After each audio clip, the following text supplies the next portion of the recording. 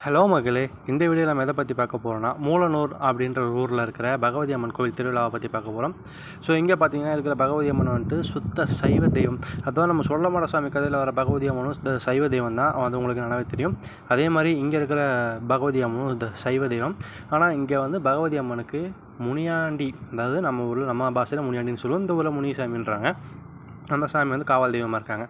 So காவல் தெய்வம்னா அப்படி இருந்தாலே அவனுக்கு வந்து அசைவ வழிபாடு தானே பண்ணணும். அதுக்காண்டி கோவில் வாசலில் நிற்க வச்சு அந்த சாமிக்கு பலி கொடுத்து அந்த சாமிக்கான வேண்டுதலை நிறைவேற்றுறாங்க. அப்படி பலி கொடுக்கும்போது பகவதி அம்மனுக்கு இந்த பலி கொடுக்குற செய்தி தெரியக்கூடாது அப்படின்ற ஒரே ஒரு காரணத்துக்காக அந்த கோவிலோட கருவறை இருக்குல்ல, கருவறையை பூட்டி வச்சிடுறாங்க.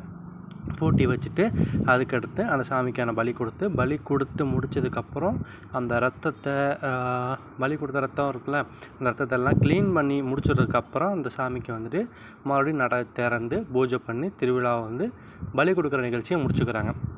அதுக்கடுத்து தீச்சட்டி எடுக்கிறாங்க.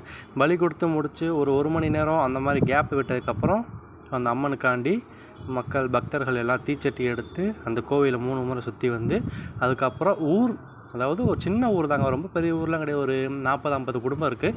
அந்த குடும்பத்தில் இருக்க எல்லா மக்களுக்கும் சேர்ந்தாப்புல நல்லபடியாக இருக்கணும்னு சொல்லிட்டு வேண்டிட்டு தீச்சட்டி எடுத்து அதை ஊர் முழுக்க சுற்றி கொண்டு வந்துட்டு திருப்பி அம்மன் கிட்ட காமிச்சிட்டு அந்த திருவிழாவில் இந்த நிகழ்வை வந்து முடிச்சுக்கிறாங்க. இந்த வீடியோ பிடிச்சிருந்துச்சு அப்படின்னா லைக் பண்ணுங்கள், கமெண்ட் பண்ணுங்கள். உங்கள் ஊரில் இந்த மாதிரி கோவில் திருவிழா வீடியோ, தசரா வீடியோ இந்த மாதிரி கொஞ்சம் இருந்துச்சு அப்படின்னா கீழே தெரியுத வாட்ஸ்அப் நம்பருக்கு அனுப்புங்க. தேங்க்யூ ஃபார் வாட்சிங்.